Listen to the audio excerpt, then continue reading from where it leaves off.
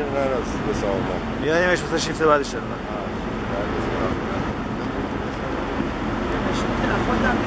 علی وجدانن علی وجدانن اگه بگیریم به اندازه یه ماه قشنگ بچه‌ها رو سیر میکنه یه ماه از خودم بگی که یعنی خودت می اندازه یه مانت برای صدام است بس شنیدن که بابا مانند دیدن یه کوبیده دایناسور بزنید از خودم بگیر خودم بگیره بیا میسم بیا بگیر آقا اگر هر کی خواست داخل میری تو بدنش و این شاخاشون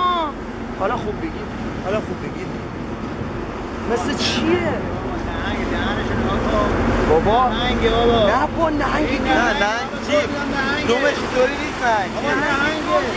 دهنش مثل نهنگه ولی نه والا دهنش مثل نهنگه ولی دومش چی؟ دومش بله باریکه دومش این آفتاب و گونه سوخ زده نگاه دومش بکن چی؟ این سوخ زده بوده سوخ زده برای امارت تو را پوکیده آقا این سوخ آمریکاییه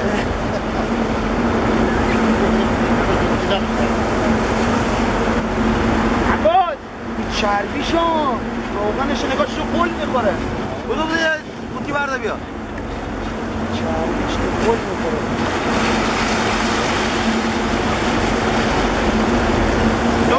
دومش گمراه کننده نگاه اندازه اینه اندازه شناوره تا اونجا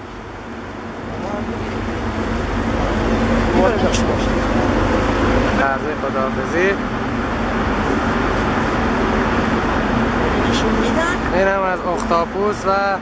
نهنگ دایناسور هرچی بود خداحافظ آبی سوان خداحافظ